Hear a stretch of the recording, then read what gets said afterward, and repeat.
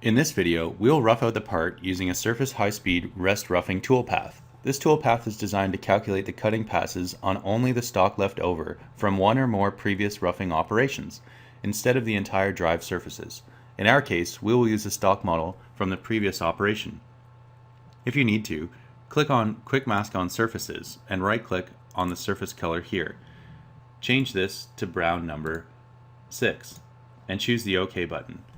Then, choose the Xform Project command. Mastercam will prompt you to select the entities to project. Change the mode to wireframe, and select these three arcs. This one here, this one, and this one. Press the Enter key. With copy enabled, change this project to 1 inch. Then select the OK button. Then, click on Toolpaths, hover over Surface High Speed, and choose the Rest Rough toolpath. Click OK to accept the default NC name. Click on Quick Mask on Surfaces and press the Enter key. In the containment boundary area, click on Select and choose these two arcs. Then select the OK button twice. The Surface High Speed toolpath parameters look slightly different from the normal Surface toolpath pages. On the left-hand side here, you can see the tree view area. We can select different menus here to select different options. Below here, you'll see the Quick View Settings area, a quick overview of the settings already established. And this is the page area, where we can fill out the options relating to the items from our tree view area. In the toolpath type area, ensure Rest Roughing is selected. Select the tool page. Click on Select Library Tool. Then click on Filter. Choose None and select only the bowl and mill type. In tool diameter, choose equal to 1/2 inch. Choose the OK button and select tool number 345, the 1/2 inch bull end mill with a 0.0625 inch radius. Choose the OK button. If you have a 3/4 inch flat end mill appear here, click on it and press delete to delete it. Rename this to tool number 1. In the comment area, enter in the comment. Then right-click in the tool area here and choose Feed Speed Calculator. Select OK to accept the default values. Then select the Cut Parameters page. In this page you can set the cutting method and configure the Z spacing, the X and Y spacing, and the smoothing. You can also get tool containment options. Enable Use Core Mill Passes. This sets the operation offset passes to machine from the outside to the inside, as in a core roughing operation. Leave your step down set to 0.05. This value sets a constant Z spacing between cutting passes. This Add Cut feature allows you to insert additional cutting passes in areas of your part where your profile is close to flat. Corner rounding is used to round the corners of a toolpath. This lets the machine tool maintain a higher feed rate and reduces wear on the cutter. X and Y step over settings allows you to configure the spacing between the passes at the same Z depth. Select Rest Material. This page allows you to define how Mastercam calculates the stock model for a surface high-speed toolpath. Compute the remaining stock from one other operation, and choose the stock model operation that we had created previously. Enable Use Remaining Stock as Computed. Select the Transitions page. This page allows you to configure the entry move that the tool will make as it transitions to new Z levels.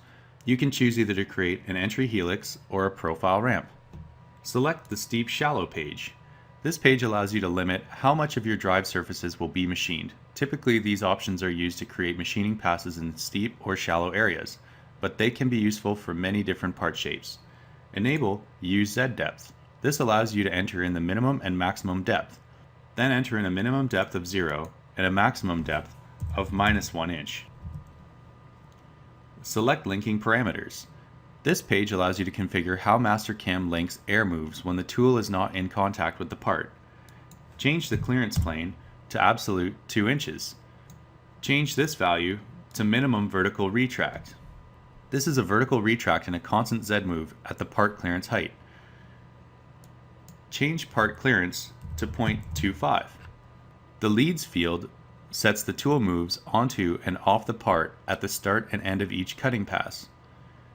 The fitting settings allow you to choose how the entry and exit arcs fit to the ends of the cutting passes. With minimized trimming selected, this sets the path to retract to be as close to the surface as possible, maintaining a minimum distance from the surface to fit the arc.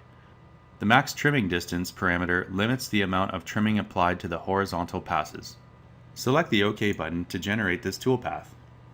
Once the toolpath is finished generating, we can now backplot and verify this toolpath. Select the Backplot Verify Options button here. In the Stock Model area, choose to reference the model stock. Then select the OK button. Then select Backplot to backplot this toolpath. In the Home Backplot area, ensure that Tool and Workpiece is enabled. Select Workpiece Focus as well.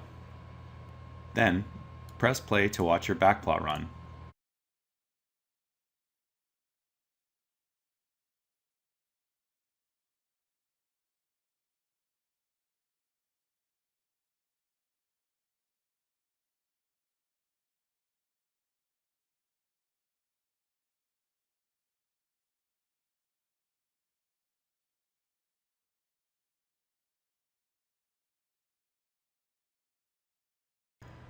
Once a backplot is completed, choose Verify.